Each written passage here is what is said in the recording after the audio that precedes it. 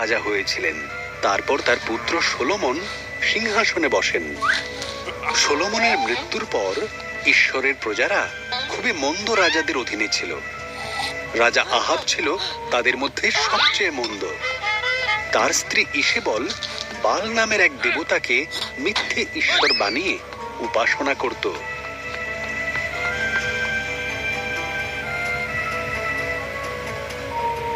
আহাবকে রাজি করালো এবং ঈশ্বরের সন্তানদেরও বাধ্য করলো বালদেবের আরাধনা করতে। তাদের এই পাপের জন্য ঈশ্বর বেশ কিছু বছর বৃষ্টি বন্ধ করে দিলেন। তখন ঈশ্বর তাঁর নবী এলিয়াকে পাঠালেন রাজা আহাবের কাছে।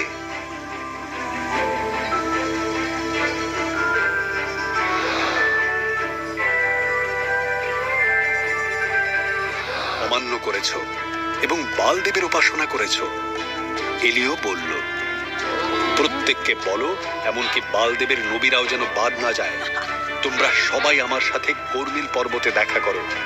আমি প্রমাণ করে দেব প্রকৃত ঈশ্বর কে।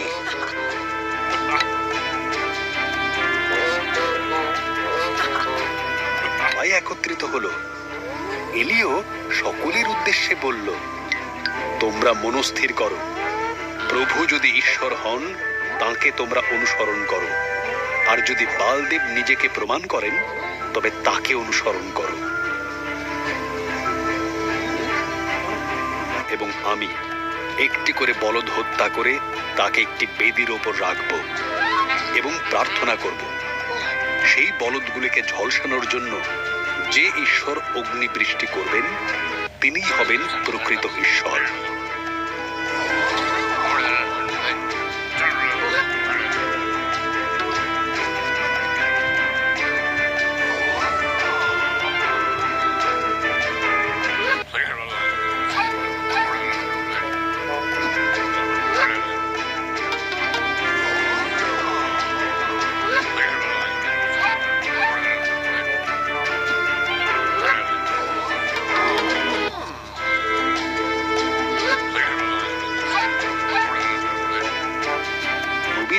প্রথম সুযোগ নিল।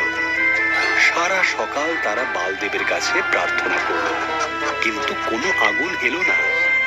এলিয়া হাসতে হাসতে বলল, বালদেব বোধহয় নিদ্রা গিয়েছেন, তোমরা একটু জোরে জোরে ডাকো। এবার তার নবীরা সারাটা দুপুর ধরে চিৎকার করে চলল, কিন্তু কিছুই ঘটল না।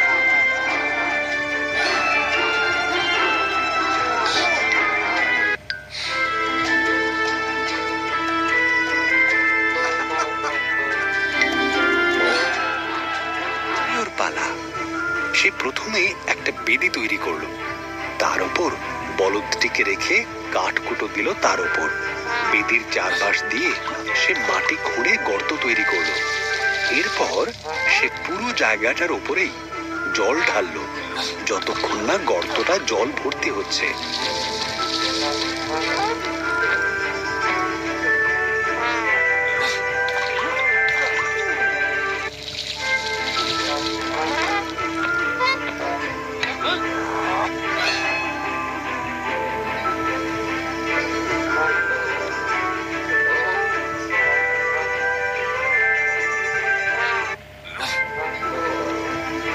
শুরু করলো। প্রায় সঙ্গে সঙ্গেই আকাশ থেকে আগুনের গোলা পড়তে শুরু হলো। বলদ, কাঠ, পাথর, জল সবকিছুকেই পুড়িয়ে খাক করলো সেই আগুন। লোকেরা নতজানু হয়ে চিৎকার করে বলল, প্রভু তুমি ঈশ্বর।